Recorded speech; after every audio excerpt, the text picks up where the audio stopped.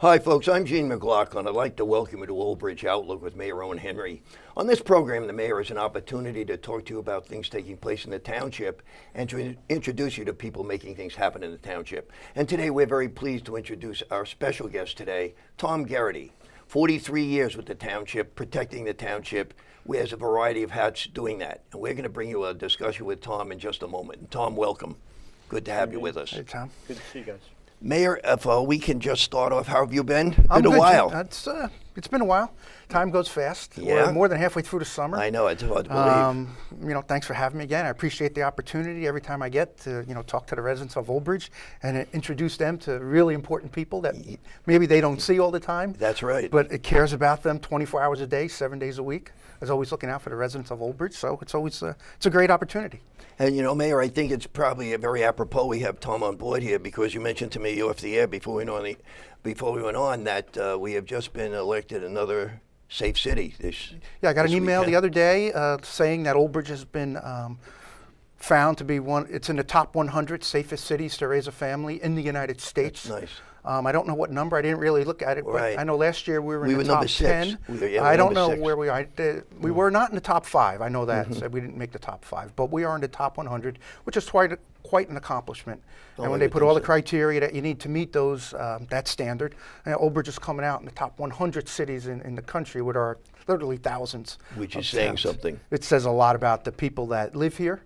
It says a lot about the people that work here, and I Right. think it says a lot about the people that govern it too. So I think so too, Mayor. I'll I take a think little that bit. The people that work for the town, Government is cause and all else is effect, right? especially nowadays, Gene. Right. It's difficult. I'm sure it is. Mayor, one other thing we may check on for public service reasons is the public works, the gas project is ending. The first phase of the gas main reconstruction here in Old Bridge is winding down. This first phase, a lot of people that live in town that had their gas lines replaced. Now we're seeing the road being reconstructed that the public service had, dug up and made a mess for a couple of weeks. But everybody, I think, is very happy with the finished product. We got public service not only to do the trench that they worked in, but to do in a lot of times from the curb line to the center line of the road. We're going to be coming back now with our capital project and doing the rest of the road. A lot of people saying, well, how can you only do half the road? Well, public service is doing half and we'll do the other half. Okay. So it worked out great where we got a lot of paving in the town with public service doing a great job. Another, investing in Old Bridge. So people, they've seen that first phase of paving going on. Now it's all going to be starting up again. Okay. With the township's capital resurfacing project will be getting underway within the next couple of weeks. So you're going to see that asphalt going down again. And I can't thank public service enough for their commitment to the town.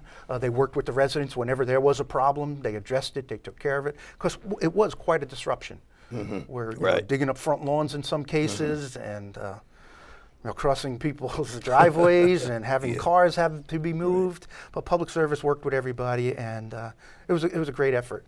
Okay, well, thank you, Mayor. Mayor, I'd like to return to our guest, if I may. Tom, I introduced you 43 years of service to the township. In that role, you've worn quite a few hats, and you're wearing them right now. Well, tell us, first of all, Fire Marshal. Fire Marshal, I've been doing that since I came in, actually, a couple months after I came in. That goes back to 1974. Of course, I started back then as an inspector. The New Jersey Uniform Fire Code came to be in 1985. I was asked to take a position in Lawrence Harbor. Then they asked in Cheesequake to take care of their district. Then they asked in Madison Park to take their district, which we did for 10 years. And it was a very good experience. We got a lot of great volunteers out there. And in the fire service tends to look at everybody else's safety first. But my priority in code enforcement is to bring that into to where we make them safe. Yes, a fire you that we don't mentioned have to fight is a great thing. If we can prevent it, it saves a lot of lives. It saves people getting hurt. It saves economically, of course. So prevention is really the way to go. Okay. And when that fails, then the fire department's got to do their job.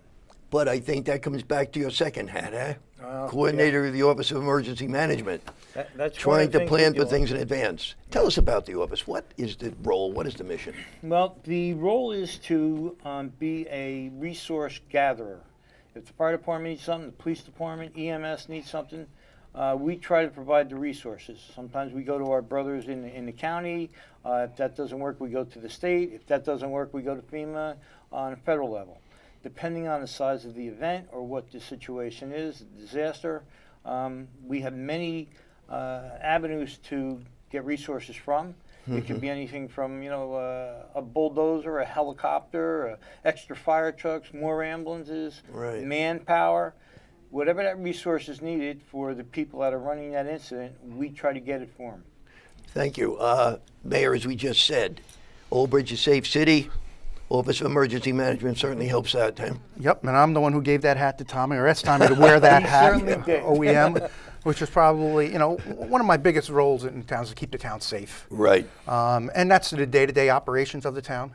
But also every once in a while, when either Mother Nature or human, something happens where we need to be able to react and get the resources, as Tommy said, in order to bring calm to that scene, whatever it might be, whether it be a snowstorm, whether it be a hurricane, whether it be an active shooter, whether it be a massive fire where we need mutual aid. Tommy takes control of that and makes sure that everybody has what they need so that event comes to a conclusion as soon as possible, as safe as possible, limit the damage that has occurred already. So it's very important, and Tommy does a great job at it. He has a great support staff that we've assembled. He has the full support of my administration. Right. Because I know how important it is that when you know what hits the fan, that we be able to go there and clean it up as fast as we possibly can. And Tom he's instrumental in doing that. That's why I called upon him, because of his experience. He knows practically everybody in the first aid, the fire, the police. He knows everybody. Right. And he knows how to reach out into the community and get what we need in a time when the residents of Old Bridge need it the most. Right. So okay, thank you, Mayor.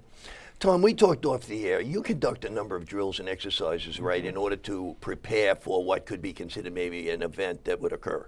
Okay? What kind of drills, what kind of exercises? Our last one was just about a week and a half ago. We did a tabletop with our CERT team, which is another part that falls under OEM. And you got to imagine, what I had thrown at them was we had an earthquake of a large magnitude, and it affected the apartment complexes in the area. And you're talking about thousands of people that could have been hurt, killed, traffic backups, fires, building collapse. And we just work through different scenarios depending on, what we're trying to address that particular time. We're going to also have a secondary drill where we're going to do a little more coordination as to how we really want things to run. And it's a general overview of what we need when it happens. You can't do spot on as to what it's going to be, because you never know what the situation is going to be. I was going to ask you so about it's got to that. always be a general overview of what could be, right? And it's planning for the worst and hoping for the best. Right. And knowing where your resources are, and we're trying to build on that. I'm in this job now for, I guess, 2 years now as the OEM coordinator. And I've reached out in the last 2 years and developed some really good working relationships. We've expanded CERT, I'll say 2 or 3-fold. We've taken that to a regional level to deal where if we have an incident, we could call Woodbridge or a nearby CERT team for assistance. They call us to go out of town. Sometimes South Amboy, they call us for parades and stuff to assist with traffic and crowd control. So there's many different things that could happen. We try to look at the overall picture between a hurricane, a snowstorm, a fire, whatever kind of disaster could happen. We try to set up try to be ready for it. And we are also charged with updating and keeping to the highest level what we have. We have 15 annexes in town, and each one of them annexes brings a different element to the table and a different resource. All the department heads typically are part of that LEPC meeting, Local Emergency Planning Committee. And it's, like if you take Sandy, for instance. I was going to ask you about that, affected everybody. Right. You can't go to Monmouth County and say, hey, can you give us this? Because they ain't got this to give. Right. Same thing north. If we would have went to Woodbridge, we're underwater too. We can't. So sometimes you're on your own island. Right. And you have to have the resources necessary to deal with whatever situation you have in your own town. Hopefully, at some point, the emergency, if it's all New Jersey, maybe Pennsylvania helps, maybe New York helps, but they were underwater during Sandy. Sure. Right? Delaware. So you got to go past that. So eventually help is going to get here, but it might take a day, 2 days, 3 days, right. depending on what that event is. And we just have to plan. And the mayor has been excellent in trying to help us get resources. We just acquired a 5-ton military vehicle, which he was instrumental in getting for us, as a high water vehicle for some of our flooding areas. Right. But we're building on our cache of equipment. We've doubled our trailer capacity on what we can provide during an incident, and we're continuing to look forward to build on it on what we have now. Okay, thank you. Have you ever drilled for something today and seen an example of it actually take place on the ground 6 months from now? It's funny you mention that, Gene. Like I said, we just had this earthquake, Joe. Right. The next day, we got called to London Terrace for a pole that was taken down and hit a dumpster and knocked out 3 apartment buildings. Really? Now, that may not seem like a lot, and it's a localized event. Right. But you got to think, if you got 24 apartments in each building, how many people in there need air conditioning? It was one of the hotter days. Right? They Yeah. need their medicine.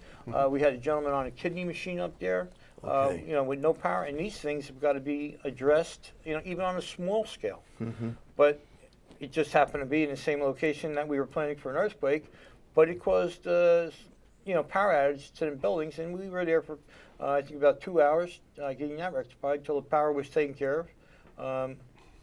But it does happen, believe me. It does happen. It does happen. And Gene, that was a perfect example, Yes, Tom, where please, the Mary. phone calls were made, and Right. they needed inspections in the middle of the night. We mobilized the code enforcement to get out there, so those people got their electricity back on as soon as they possibly could. It Right. was, it had a big impact on It a lot did. of people. So, and But So it was a real live exercise drill. Yes, it wasn't a drill. This is Yeah, not a this test. This is not a test, right? And everybody stepped up to the Yes. plate on that one. Everybody, from the power company to everything that the town could possibly do, we did, with the approval of the mayor. And he said, "Get it done." I was there, 10 o'clock. It was made it 10 done. o'clock at night. I was sitting there waiting for the inspector. Oh, really? Okay, wow.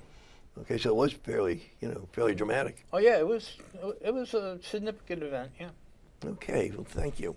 One question, if I may, Tom. What is the most challenging emergency to respond to? Is it traffic? Is it fires? Is it, Well, again, electric it depends, issues like the other night? It depends on the event, It depends. Okay. but keeping people safe. Mm-hmm. If it's a fire, there's certain things that we can do, and certain things that time, is of the essence on a fire. An earthquake, we don't see a lot of earthquakes, but we have fault lines that go right through Cheesequake State Park. Yes, right. So it really depends on the event, on what's driving that. You could have a bad fire, that's a major incident, that could be that could be the worst event.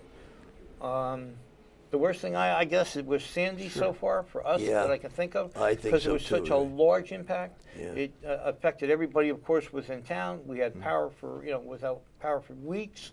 And that changed a lot of things.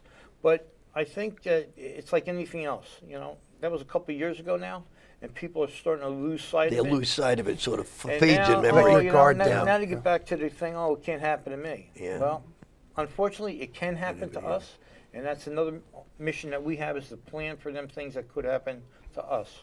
Yeah, Okay. Sandy exposed a lot of weaknesses, Oh, I'm or sure. weak links in our chain, Right. and we've responded to those weak links. We did not have a high water Mm-hmm. vehicle during Sandy. We had to go to other towns. As Tommy said, they had their own issues. They couldn't send us Yes, anything. yeah. So now we're prepared for that. Generation was a Mm. big problem during Sandy. Now we've acquired a lot of our buildings now are on generation. Our new police radio system now, where areas of South Dolbridge were off limits to us. Yep. We had no communication in South Dolbridge. That's not the case any longer. So we've responded, and a town of this size needs to be able to take care of itself. Okay, that, well, that thank was you. throughout the state, not only Yeah, in no. Old Bridge. Right. That was throughout the state. Many departments, first aid squads, everybody was called because they never thought It could happen here, huh? And unless you get it put right in your face, well, that's a wake-up call. I mean, Okay.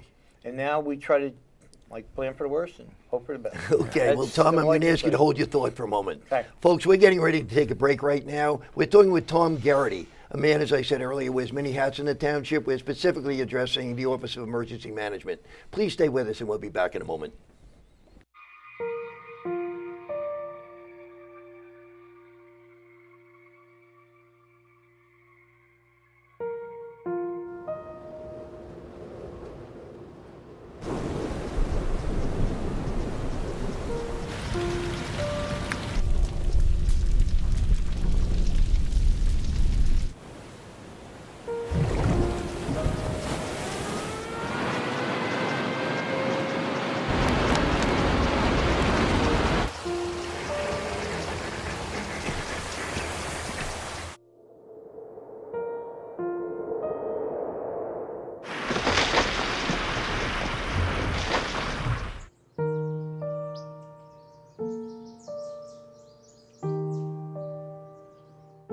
Don't wait.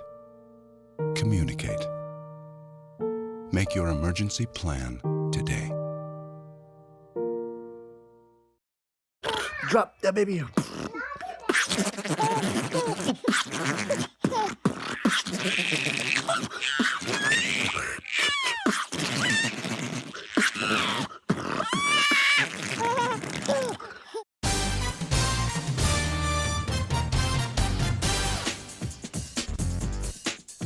Folks, welcome back to Old Bridge Outlook with Mayor Owen Henry. Today our guest is Tom Gerity, Fire Marshal, Coordinator of the Office of Emergency Management, and also of CERT. We're going to be talking further about these issues with Tom right now.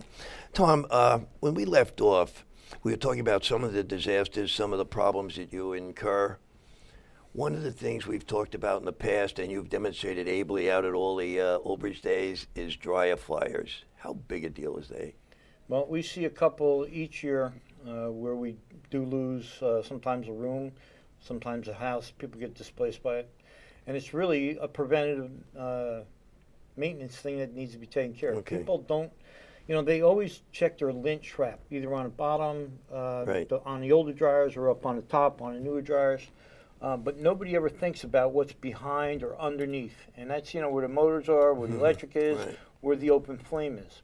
And the dust that collects, or the lint that collects, is just like if you took a balloon and you rubbed it against your head and stuck it to a wall, right? That static electricity is ongoing with that motor turning underneath. So it's generating that static electricity, which takes that lint and attaches it to anything that's under there. That lint continues to build up. And as the dryer gets older, there's rubber gaskets that little particles get into. Gets close enough to the open flame, you have a fire. Critical issue. It needs it. What I tell people, depending on the size of your house, if it's you and your wife, you could probably do it, once every 2 months or something. But if you have a family of four, and you've got kids and they're changing clothes, you're doing laundry a couple times a week, you need to do it, in a shorter schedule. Okay. So once a month, just give it a quick look. You can tell outside of the house there's a Right, bird cage. right. We call it a bird cage. Yes, sir. If you see lint building up in there, you got a problem back at your dryer. So you need to take that whole thing from under the dryer, or have it professionally done. If you're not handy with tools, either one of the spouses are not handy with tools, have somebody come in. It's probably $75, $80 to come in, take it apart, clean it all up, clean it all the way up to the discharge on the outside of the house, and then you're good for 6 months. Okay, Tom, thank you. Tom, off the air, we talked about the importance of something called Nixle. What is Nixle and why is it important? Nixle is a messaging service that the police department takes care of. If there's a major event in town, an accident that's backing up traffic, a fire, a chemical release, it's an area where you can get immediate notification that would go out from the police department to tell you either stay away from these roads, shelter in place, whatever we are as the emergency services requesting that you do. Because if you could go out on a snowstorm and the roads are closed, inclement weather's coming, a hurricane. Maybe we're asking certain areas to evacuate. Whatever we feel is an emergency that we need to get the information out to people, and they'll get it in a timely manner. How do they get it? What do they have to do to get They it? have to sign up under Nixle, under the oldbridge.com website. As soon as you bring up the website, it's on the top right-hand side. And all they got to do is click into that, put in a couple pieces of information, and you'll get it. Okay, It thank goes you, right Tom. to your phone. Tom, about emergency preparation, should every family have a plan? Absolutely. They should have a plan. Well, let me use me for an example. Please. I live in Cliffwood Beach, and of course we all know that Cliffwood Beach is one of the areas in town that become an island. It floods to the south of us, between us and Monmouth County, and it floods up the highway where there's a slope in the Right. road. So we become an island, that whole Cliffwood Beach area.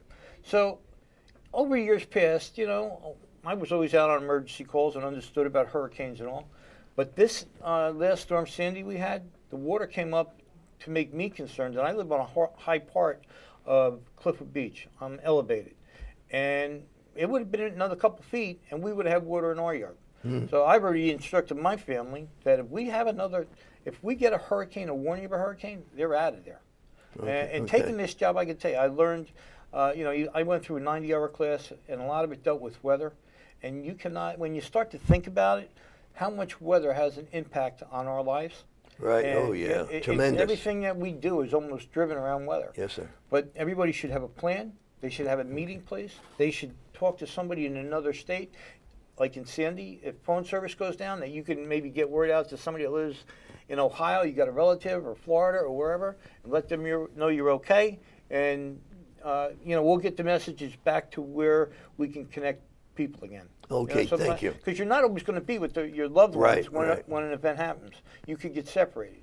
So you should have that. You should have a go bag. You should have, food, water for at least 3 days. Right. Your medicine, right? You got to have medicine. Right. If you got a baby, you got to have whatever needs that child's going to have for 3 days. And the town is a backup for support for that. Mm-hmm. But if 65,000 people came knocking on our door, there's no way we could handle 65,000 people, right? So we would probably get a couple hundred, in which did happen during Sandy, that were put up for weeks, 2 weeks, Mm-hmm. and CERT helped out with that sheltering situation, but it can get challenging. Okay, Tom, would that fall under the special needs registry? That's another registry. If you have an elderly person or someone that needs special needs, a kitty machine that needs electric, an oxygen machine which needs electric, and you don't have generation, you can sign up on that registry, and it gives us a list of where and what we would need to handle your situation. Okay. Now, good. that registry, we've been putting that out there for about 2 years, and that's starting sir. to build now with a lot of people. And this is on the website? Yes, it is. That's Okay. also on a website. That one, I believe, is under the police side, under emergency management. You go to the Okay. emergency management page, and that is a clickable and fillable form on there. Thank you. Tom, can we just segue briefly to CERT, Community Emergency Response Team? Part of your operation, what do they do? They are volunteers that go through a 20-hour course, typically 8 or 9 nights. At the end, we have a final test, if you will, a drill, if you will. And it gives the basics on a lot of different things, about firefighting, about first aid stuff. It talks about general disasters, hurricanes, tornadoes. It's an overview of all the things that we would see out in the field. And their function is support? Their function is to support. I like to think of them as our backup. They kind of take care of us on an emergency scene, Okay. Or can take care of us. But their biggest thing that they do is sheltering.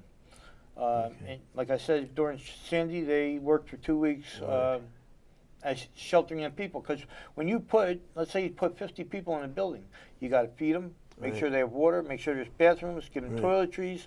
Somebody's got to stay with them and kind of organize things, because it can get very challenging. I know, Mayor, you have cited the work they did on Sandy specifically in the past. They were crucial in our towns, not only for Old Bridge, but for surrounding communities that sent people to the shelter.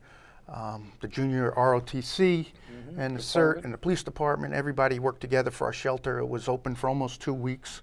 We had a couple hundred people at one time in there. CERT gives us access to doubling our man and woman power. Yes. I mean, we have so many police officers, we have Yeah. so many firefighters, we have so many EMS, we have so many OEM workers. But with one call, Tommy can almost double the manpower. We've seen CERT used for missing persons, when we Yeah. need people trained how to look for people or to pass out flyers. We mentioned the shelter. We've had it during some severe winter weather. We've opened the shelter just in case someone were to get stuck on a roadway and not be able to get off. They'd be able to call us and we can bring them somewhere where it's warm.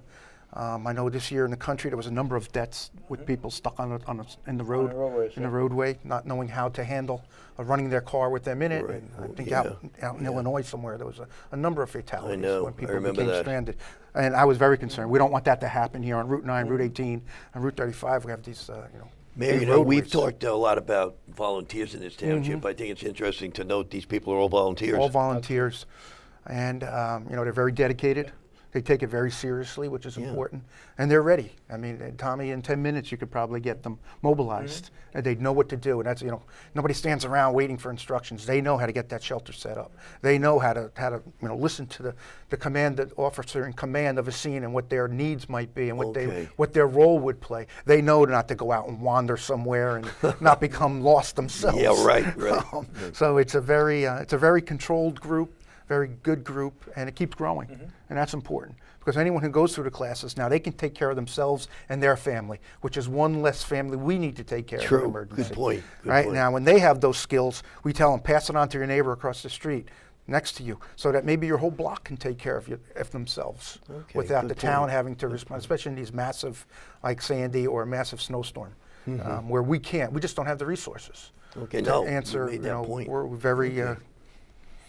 And that's how CERT actually started in California with the earthquakes. Yeah, right. I And remember, The larger the event, you only have so many emergency responders. Yes, sir. That's it. And after that, You're on your own. you're on your own. And when you get turn And to a CERT group like plays, this and as get you've said, a someone- vital role here in the township. Absolutely. What is Teen CERT? Teen CERT is a program that we started last year. 17 years old that they can join. The actual CERT team starts at 18, but we started a Teen CERT. We did 17-year-olds. We graduated 5 at our last class, and we're looking forward to them as they turn 18, and a couple of them already have, just rolling right into the CERT program.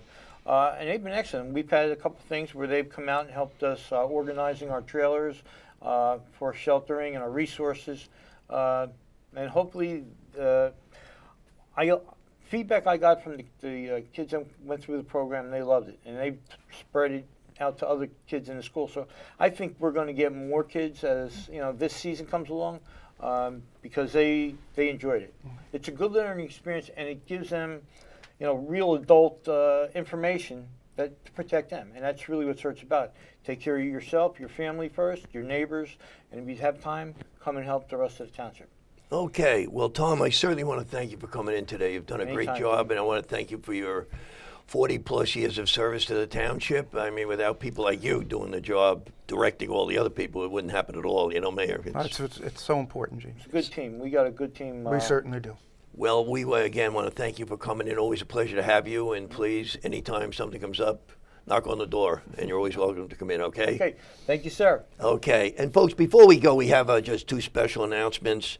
One is Old Bridge Day will be coming up on September 9th, Saturday, September 9th. It's a little early this year, but it will be taking place in the parking lot as usual. Watch the township website for further details. And also on Monday, 9/11, we'll have our annual 9/11 memorial ceremonies. So please look for that, and please, if you can, come out for that. It's a wonderful day, a wonderful ceremony. I want to thank you for watching. This is Old Bridge Outlook for this time. I'm Gene McLaughlin. We'll see you next time. Take care.